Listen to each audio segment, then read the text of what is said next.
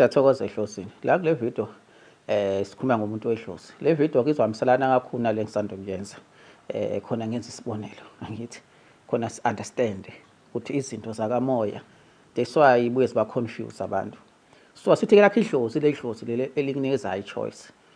Ukuthi kulungile, angithi bayakuvezela kodwa ufuna uqala ngempilo yakho. Kulungile uqala ngempilo yakho. So impilo yakho mhlawumbe include izingane, umuntu ojola naye, or umuntu oshade naye. Angithi lo muntu akuyena umuntu wehlozi. Uqale ngempilo yakho, umuntu asempilweni yakho. Angithi lana ufuna si understand. Ukuthi lento iphambana laphi. Once waqala ngeyakhe impilo, uma unale dlozi mhlawumbe eliniza ichoice, or wena wenze ngenkani.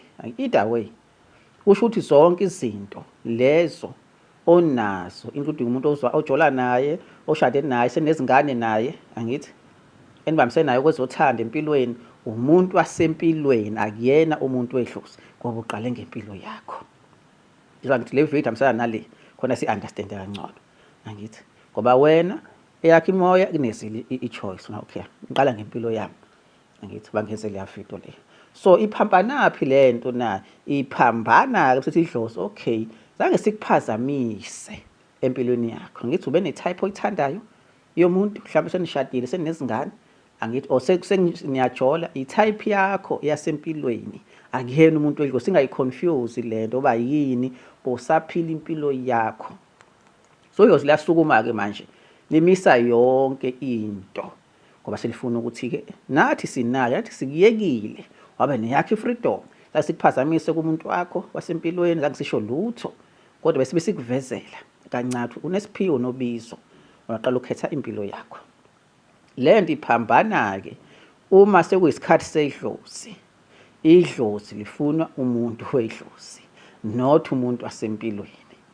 Angithi siyaqala ke manje ke bangithi into ebisishayo ukuthi sihlangana nabantu ngebasitshela iqiniso. Yabona? Ongeke bakwazi usibonisa ukuthi ya sikhona inkinga, sikhona izitha, kukhona bekwenziwa abantu. Kodwa sokuyisikhathi sedlozi kahlahlo noshawe idlozi. Angithi kahle idlozi elifuna umuntu walo hayi lo wasempilweni. Yabo le ichilo kuthiwa nithunyelwa abantu sikhona akuphikwa kodwa lo muntu wakho sechithwe idlozi wasempilweni kahle kahle alisamfuni idlozi ngoba yini linomuntu walo kule mpilo yedlozi wena bonomuntu wakho empilweni yakho. Yabona zange likuphazamise zange lithini kodwa belikhombisa ama sign nalo ke lifuna umuntu walo. Angithi walaphi wasedlozini not wasempilweni. Angithi iqala lapha inkinga ebantwini abaningi abaphiwe iphiwo. No just umngoma nokuthandaza nokulapha no. Bangisho ukuthi nemisebenzi ethile. Ibalekile ukuthi zibheke ukuthi wena uNkulunkulu ukuletheleni la emhlabeni. Ngithi noma singakhulu ubheke uNkulunkulu ukuletheleni. Eyiphi yakhe icareer, eyiphi phathi wena uyidlale wena. Isiphe sakhe isiphiwo. Khona ungahamba uzifaka noma ilaphi. Uthatha into ongayona yakho. Useqhamuka le yakho manje into zonke lezi zinto. Ngithi kade engazona zakho. Uthathele umgaqo wrong siyashabalala.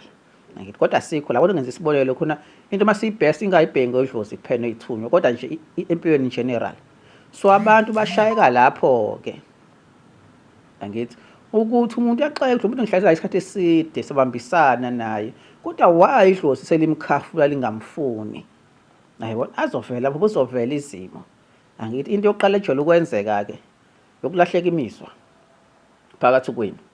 Ngabe yothando ngabe yokucansi. Angithi kodwa yokucansi ijwayele uhamba phambili sekulandela yothando. Yebo lonto.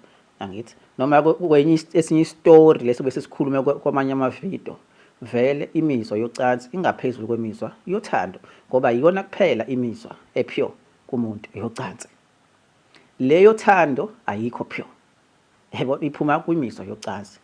Angithi ukusmela ukuthinta leyo mizwa ayikho pure iphuma kwimizwa yocansi. Yebo. So ke siqaphele. Angithi idlozi angilikulisa wena nomuntu wakho wasempilweni.